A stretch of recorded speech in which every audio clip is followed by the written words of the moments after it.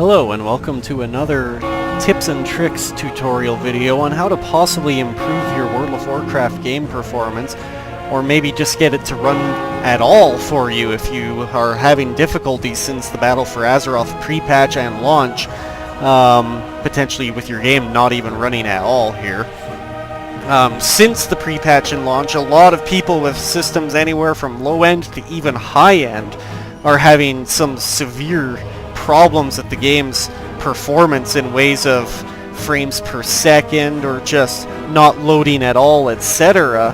As a disclaimer for this video though, I am not claiming that anything that I suggest here will be a guarantee for you in any way, but there's the possibility that it could be, as not everyone's system is built the exact same. And I'm not just referring to processors and GPUs, sometimes even just the mix of parts in your computer or the type of hard drive you're running, etc. can greatly affect how your system and your game will perform. While I'm at it, I'll get started here by going into System, and I will point out one thing. Blizzard has made a lot of changes to WoW over the years, and with the launch of BFA, they have added, or should I say removed, one thing. We now have only two options instead of three here. We have windowed and full screen windowed. There is no longer a full screen option, as in dedicated full screen. Now, the issue is, when you're running any program on dedicated full screen, your system will allocate as many resources as it can into that program as the primary program being run on your computer at the time. Whereas if you are windowed of any kind, your program is now also competing for resources with whatever else is on your desktop. So if you have noticed that your system is suffering, perhaps the possibility is that the full screen, the dedicated full screen option that's now missing, is one of the culprits. It's a possibility.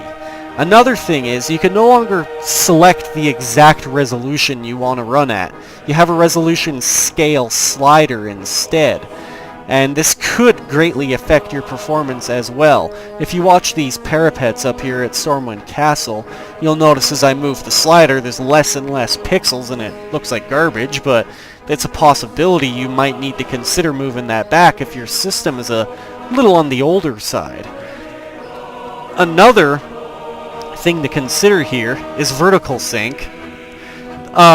Mainly what it does is it gets rid of excess screen tearing, and when your game has lots of random black blocks or something jutting out from a building and the game looks like it's tearing itself apart, that's usually what it fixes, and it limits your frames per second to a cap, which matches your refresh rate. For an LCD or such monitor, that's usually about 60. But there's the odd case, very odd and random cases where enabling vertical sync can actually solve some other issues that it doesn't say that it will address. I've had other games in the past where enabling vertical sync actually fixed some random issues with the game. That can even include placement of NPCs. I'm not claiming that is the case with World of WarCraft, but it has happened definitely in another game called Dragon Age. There's times where the game felt like you were stuck and you'd have to start a brand new character because a critical NPC wouldn't spawn. But by simply enabling vertical sync, that NPC would spawn. So you never know, a random thing like that that you wouldn't expect could actually be the savior that you needed. If you haven't already, check out my previous tips and tricks tutorial video on how to improve your game's performance, as I look a lot at anti-aliasing and several of the sliders and drop-down menus here, which can help greatly with your frames per second. Also, while I'm at it, under Advanced, check out your graphics API. If your system set itself to 12, and you're having a ton of difficulties, maybe consider turning it down to 11, and it might actually solve a few issues for you as well, or make your system a little more stable. I've heard a lot of people complain that DirectX 12 isn't as stable as 11, so they've turned it back to 11. It's a possibility worth noting. I'll just exit out of the game now, as a few other pointers I'll be looking at are outside of the game. One thing to consider is your game driver. I'm not currently running the latest driver, as I haven't checked for a little while, but there was a driver pushed for the launch of BFA to help boost and optimize the game's performance for the launch. But that driver actually did the opposite of what it was supposed to for some people's systems. The latest driver actually hindered their performance. I'm not saying it did for everybody, but it did for some. So you might want to consider, either if you don't have the latest driver, search for the latest and download it. It might be the boost you need. Or if you have the latest and you've noticed since the launch of the game that you've had the latest driver and it's been running like crap for you, maybe try doing a rollback to a previous driver, and it might actually make your game a little more stable. Another thing worth noting is stuff running in the background, your processes that are running in the meantime. Like, just look at Google Chrome here, and that GeForce Experience I just launched. It is using a bit of my RAM here, so you might want to consider turning off all or some of these, except maybe the BattleNet app. And it might help, especially since now the game is competing for resources with whatever else is in the background. So maybe consider closing everything else you have in the meantime under apps. Maybe not so much in the background processes, unless you know what's safe to turn off and what isn't. You can also check under Startup. Now, if you on a fresh boot have a whole ton of programs starting up, like let's say you don't always go and start up a game in, say, Origin here, you can just disable it so it won't boot on startup, and there will be even less programs running the next time you boot your computer. And there will be, like I said, less things competing with World of Warcraft, so it might be worth considering. Another thing worth considering, let's see here. I'll go under this PC. Now, how full your hard drive is will also determine how fast it can search for the data that it needs. If your hard drive that you have the game installed on is just about full, it's going to take it even longer to find the data it needs and then use it. That's most often the case with a standard classic hard drive with the moving disks. So what you could do is try removing some games that maybe you never play anymore, etc., and make some more free space. Otherwise, your hard drive will be searching forever for the game details, data it needs. You could also consider a solid-state drive, which has no moving parts and thus searches faster than a spinning drive.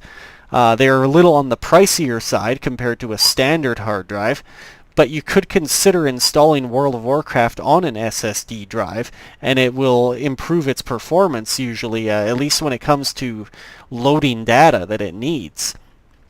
Now, while I'm at it, if I look for my World of Warcraft folder here, if your game has a few funky errors here and there, or you just are at wit's end and you want to try anything, before you consider a fresh install of the game, if that's what you're considering, just go and delete your cache folder and your WTF folder. These will not cause your game to not run. Like, they don't contain critical information that will never be replaced if you delete it. What will happen, the next time you boot your game, it'll recreate these folders with fresh default vanilla type data. And it might solve some strange errors that may have accumulated in these files. And one thing you might notice the next time you boot up WoW is that some areas will load quite a bit slower than you're used to, as they're no longer in your cache. When you load an area, like let's say Stormwind, it'll enter your cache. So the next time you go to load Stormwind, it'll be in the cache and it'll be able to access the data faster, so Stormwind will load faster. So don't be distraught if you delete your cache folder and the game suddenly loads really slow the next time you go to boot it up. It's a possibility that it's due to the cache folder starting from scratch and needing to reallocate the data for each zone that you're loading in the game. So that could possibly be one of the big reasons. That's about all I was really looking to cover today. Just a few random possibilities here. Like I said, I'm not claiming that anything from this list will be a guaranteed fix for you. Maybe a lot of these things will be, maybe nothing will be. But I just thought I'd list a few things that I didn't in my original tutorial video that may or may not help people of all levels of experience with computers and World of Warcraft. You never know, even an experienced user can completely forget about something that can greatly help your game out.